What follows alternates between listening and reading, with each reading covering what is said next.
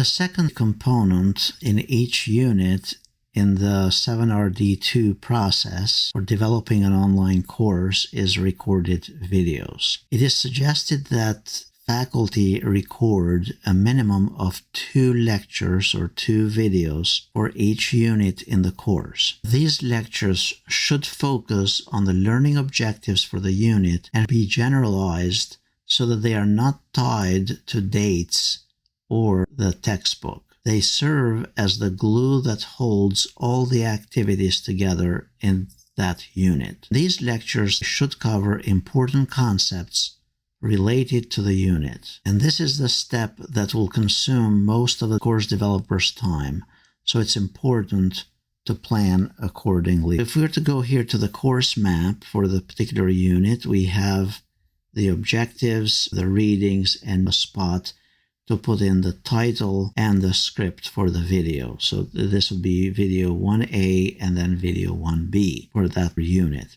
Here you can either type the script because this content can be utilized with a teleprompter. If you prefer to use PowerPoint slides to accompany the lecture, that they need to be designed following specific guidelines and best practices. And those best practices are referenced here in the step-by-step guide for the 7RD2 process at the top of the course map.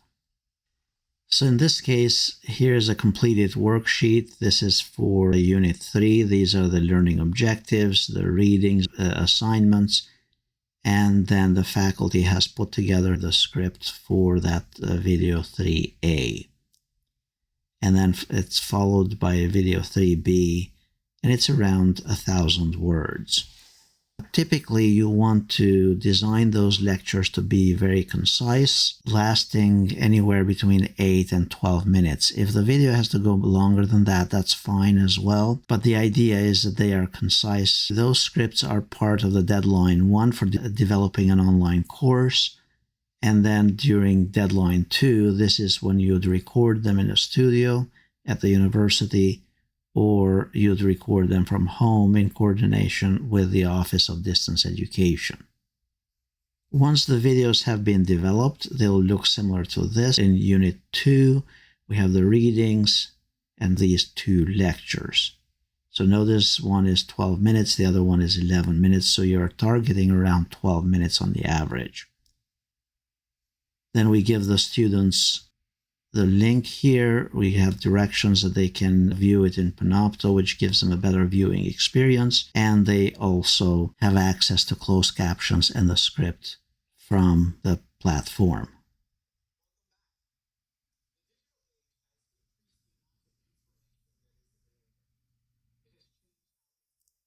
Now you may be thinking about assessment for these videos. The assessment component will be part of the R3 component here, the restating of the readings and the recorded lectures for that particular unit. For better recordings, try for a relaxed conversational tone and allow yourself to think out loud, to engage with the material as you present it. Craft an introduction. Set a clear and engaging agenda for that particular lecture. Emphasize your objectives and key points in the beginning and as you go through them, and then summarize them at the very end. Include also a short conclusion toward the end of the lecture. Then when you speak clearly and not too rapidly. If you're using the web camera or in front of a camera in the studio, also dress professionally. Now, if you're recording from home, target a nice background and sufficient lighting in front of you and center yourself in the web camera.